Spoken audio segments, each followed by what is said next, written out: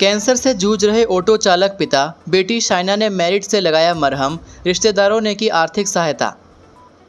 गंभीर कैंसर की बीमारी से जूझ रहे पिता के असहनीय दर्द पर बिटिया ने स्कूल शिक्षा बोर्ड की 12वीं कक्षा की मेरिट में 10वां स्थान हासिल कर मरहम लगाया है। बिटिया के हौसलों ने परिवार को उस दर्द से राहत दी है जिसे वह बीते 4 वर्षों से जूझ रहे हैं। परिवार में चली आर्थिक तंगी शाइना के हौसले तोड़ नहीं पाई। आर्थिक तंगी और संसाधनों की कमी के बावजूद राजकीय मॉडल वरिष्ठ माध्यमिक पाठशाला कांगू की शाइना ने 500 में से 472 अंक लेकर कला संकाय की मेरिट सूची में 10वां जबकि जिला में 5वां स्थान प्राप्त किया है। शाइना का सपना IPS अधिकारी बनना है। शाइना का सफ़र आसान नहीं रहा है। आर्थिक तंगी के साथ कैंसर की गंभीर बीमारी से भी परिवार लड़ रहा है। बीमार सिर्फ शाइना के पिता अश्वनी है, लेकिन कैंसर से लड़ाई पूरा परिवार लड़ रहा है। तमाम विपरीत परिस्थितियों के बावजूद शाइना ने पढ़ाई में कोई कमी नहीं छोड़ी।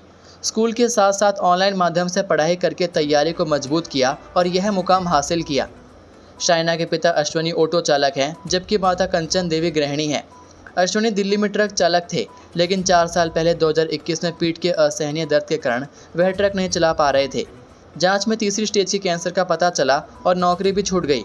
शाइना इस दौरान 8वीं कक्षा में थी। पिता का 4 साल से कैंसर का इलाज चल रहा है। अभी कुछ हद तक ठीक हुए तो लोन लेकर ऑटो डाला ताकि परिवार को आर्थिक तंगी से जूझना ना पड़े। हालांकि 4 साल तक शाइना के मामा मामी तथा अन्य रिश्तेदारों ने अश्वनी के परिवार की आर्थिक मदद की। शाइना की बड़ी बहन की शादी हो गई है। बड़ी बेटी मीना को स्नातक के बाद परिवार के आर्थिक हालातों से पढ़ाई छोड़नी पड़ी थी।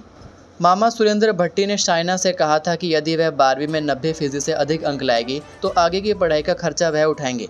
शाइना ने अपनी सफलता का श्रेय अभिभावकों और परिवार सदस्यों को दिया है। इंस्टाग्राम पर हुआ प्रेम, 2 साल के मासूम को छोड़ प्रेमी संग भागी महिला 2 माह बाद मिली।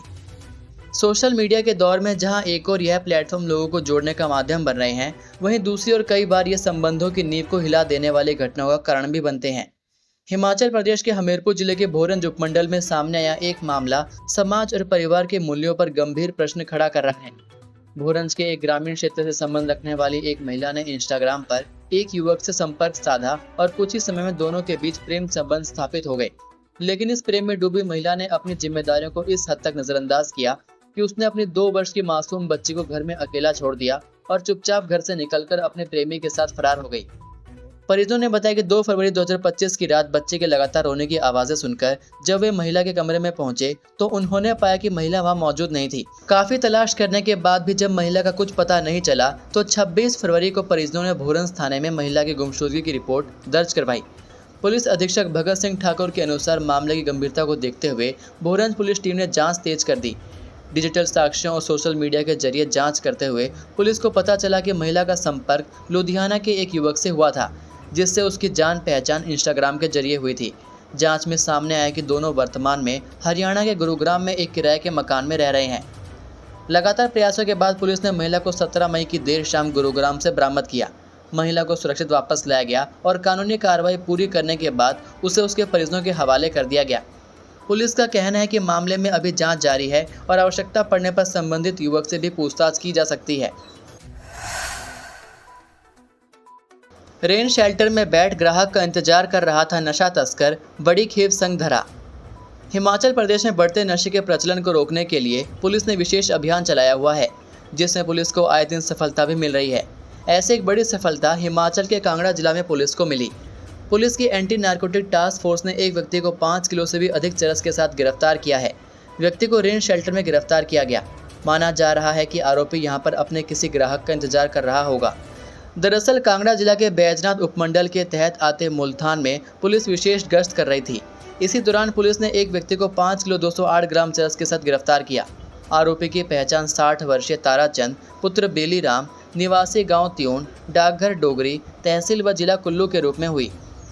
पुलिस अधीक्षक कांगड़ा ने जानकारी देते हुए बताया कि यह कार्रवाई विशेष नारकोटिक अभियान के अंतर्गत anti narcotic task force field unit द्वारा की गई। सुक्खू सरकार ने केंद्र से मांगे 600 करोड़, पत्र लिख बजट जारी करने की उठाई मांग।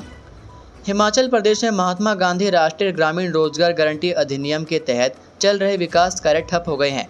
कारण है केंद्र सरकार द्वारा करीब 600 करोड़ रुपए की लंबित राशि का अब तक जारी न होना। इसको लेकर प्रदेश की कांग्रेस सरकार ने केंद्र पर साफ तौर पर उपेक्षा का आरोप लगाया है और स्थिति को राजनीतिक भेदभाव करार दिया है। सुक्खू सरकार का कहना है कि पुराने वित्तीय वर्ष की बकाया राशि के चलते मजदूरों और परियोजनाओं से जुड़े कर्मचारियों का वेतन रुका हुआ है।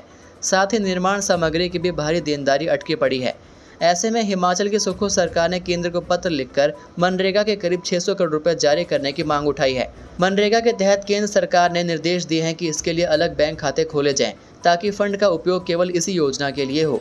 हिमाचल सरकार ने पंचायत स्तर पर खाता खोलने के लिए कुछ समय मांगा है, लेकिन केंद्र सरकार की ओर से न ही पुराने बजट को मंजूरी दी गई और न ही वित्तीय वर्ष के लिए कोई विशेष राहत मिली। प्रदेश भर में इस समय 1 लाख से अधिक मनरेगा परियोजनाएं रुकी पड़ी हैं। इसमें 9,18,000 सक्रिय जॉब कार्ड धारकों की आजीविका पर सीधा असर पड़ रहा है। वहीं कुल 15,51,000 जॉब कार्ड जारी किए गए हैं, जिनमें से अधिकांश को रोजगार की प्रतीक्षा है। 8 और 6 साल के 2 पोतों सहित खड्ड में डूबा दादा, पूरे गांव में पसरा मातम। हिमाचल के कांगड़ा जिला से एक दिल को दहला देने वाली खबर सामने आई है। यहां एक साथ 3 लोगों की डूबने से मौत हो गई। डूबने वालों में बुजुर्ग दादा और उसके 2 मासूम पोते हैं। एक ही परिवार के 3 लोगों की इस तरह से डूबने से पूरे क्षेत्र में सनसनी फैल गई। पुलिस ने मौके पर पहुंचकर तीनों शवों को ढूंढकर कब्जे में ले लिया है। मिली जानकारी के अनुसार यह हृदय विदारक घटना कांगड़ा जिला के उपमंडल धीरा के तहत आती मुंडी पंचायत के मेले गांव में रविवार दोपहर के समय सामने आई। इस दौरान उनके 2, 8 और 6 साल के पोते भी उनके साथ खड्ड में चले गए। प्रकाश चंद जब खड्ड में कपड़े धो रहे थे तब उनके दोनों ही पोते 8 वर्षीय आरुष और 6 वर्षीय तरु खड्ड में नहाने लग गए। इसी बीच नहाते नहाते वह अचानक गहरे पानी में चले गए और डूबने लगे। पोतों को डूबता देख दादा प्रकाश चंद उन्हें बचाने के लिए गहरे पानी में उतर गया, लेकिन ना तो वह अपने दोनों पोतों को बचा पाया और न ही खुद जिंदा बाहर निकल सका। घटना की जानकारी मिलते ही ग्रामीण घटनास्थल पर पहुंचे और थुरल पुलिस चौकी की टीम को भी घटना की जानकारी थी। पुलिस और ग्रामीणों ने पानी में तीनों की तलाश शुरू की। कुछ ही देर बाद पुलिस ने तीनों शवों को पानी से ढूंढ लिया और कब्जे में लेकर उन्हें पोस्टमार्टम के लिए अस्पताल भेज दिया। पुलिस ने मामला दर्ज कर आगामी जांच शुरू कर दी है। सुक्खू सरकार हुई सख्त, बोर्ड परीक्षा में खराब परिणाम देने वाले शिक्षकों पर गिरेगी गाज। हिमाचल प्रदेश की सुक्खू सरकार सरकारी स्कूलों में शिक्षा की गुणवत्ता सुधारने के लिए कई कदम उठा रही है। बावजूद इसके प्रदेश के सरकारी स्कूलों का रिजल्ट काफ़ी निराशाजनक आ रहा है। हिमाचल प्रदेश स्कूल शिक्षा बोर्ड धर्मशाला ने अभी हाल ही में 10वीं और 12वीं कक्षा का परीक्षा परिणाम घोषित किया है। इस परीक्षा परिणाम में सरकारी स्कूलों के बच्चों का प्रदर्शन काफ़ी खराब रहा है। टॉप 10 की सूची में भी सरकारी स्कूलों के छात्रों की गिनती बहुत कम है। ऐसे में अब प्रदेश की सुक्खू सरकार ने सख्त कदम उठाने का निर्णय लिया है। सुक्खू सरकार प्रदेश के सरकारी स्कूलों में शिक्षा की गुणवत्ता सुधारने के लिए निर्णायक कदम उठा रही है। हाल ही में घोषित 10वीं और 12वीं कक्षा के परीक्षा परिणामों में निराशाजनक प्रदर्शन करने वाले शिक्षकों पर कार्रवाई तय मानी जा रही है। शिक्षा मंत्री रोहित ठाकुर ने इस संबंध में शिक्षा निदेशालय को सख्त निर्देश जारी किए हैं। निर्देशों में कहा गया है कि वह स्कूल व विषयवार परिणाम तैयार करें, यानी किस स्कूल का परिणाम कितना प्रतिशत रहा है और किस किस विषय का परिणाम कैसा रहा है, इसकी एक सूची तैयार की जाए। वहीं 10वीं और 12वीं कक्षाओं के परिणामों में टॉप 500 छात्रों की सूची अलग से तैयार करने के भी निर्देश दिए गए हैं। सरकार की योजना के अनुसार जिन स्कूलों का परीक्षा परिणाम 25% से कम रहा है, वहां के शिक्षकों की वार्षिक वेतन वृद्धि रोकी जा सकती है। ऐसे शिक्षकों की वार्षिक गोपनीय रिपोर्ट में कमजोर प्रदर्शन का उल्लेख किया जाएगा।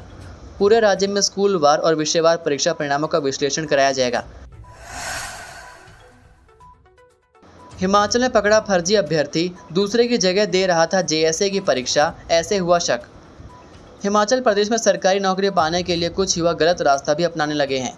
ऐसा ही एक मामला हिमाचल की राजधानी शिमला से सामने आया है। यहाँ एक प्रतियोगी परीक्षा में अभ्यर्थी की जगह दूसरा शख्स परीक्षा देते हुए पकड़ा गया है। मामले का खुलासा होते ही परीक्षा केंद्र में हड़कंप मच गया।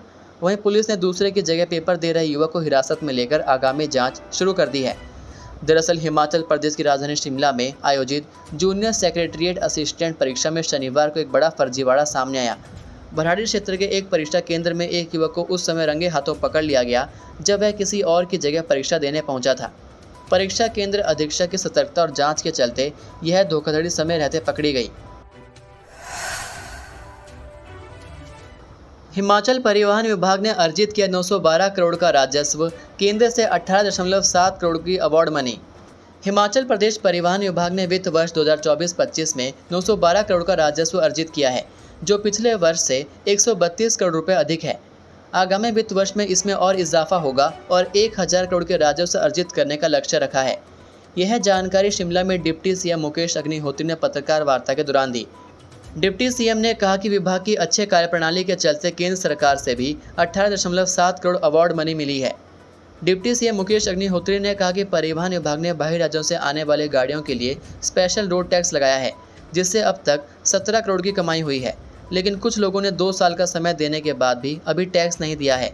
ऐसे में अब उन्हें एक्साइज विभाग से एनओसी लेकर आना होगा। इसके अलावा परिवहन विभाग ने फैंसी नंबरों की नीलामी से 37 करोड़ की कमाई की है और 20 लाख से भी अधिक फैंसी नंबरों की नीलामी हुई है। सोलन और नादौन में स्क्रैप सिस्टम परिवहन विभाग ने लगा दिया है। इसके अलावा परिवहन विभाग गाड़ियों के पासिंग के 7 ऑटोमेटिक टेस्टिंग स्टेशन लगाने जा रहा है। विभाग ने ITMS यानी इंटेलिजेंस ट्रैफिक मैनेजमेंट सिस्टम को लागू कर दिया है। परिवहन विभाग 1000 नए रूट देने जा रहा है, जिसमें 350 गाड़ियां 18 सीटर होंगी और 422 बड़ी गाड़ियां होंगी। इलेक्ट्रिक चार्जिंग स्टेशन स्थापित किए जा रहे हैं और 23 पेट्रोल पंप पर कंपनियों ने चार्जिंग स्टेशन स्थापित कर दिए हैं। ये थे आज के मुख्य समाचार। हिमाचल प्रदेश की बड़ी खबरें रोजाना जानने के लिए सब्सक्राइब कीजिए DHP न्यूज़ चैनल को और बेल आइकन पर क्लिक करें, जिससे आपको प्रदेश की बड़ी खबरें हमारे द्वारा मिलती रहें।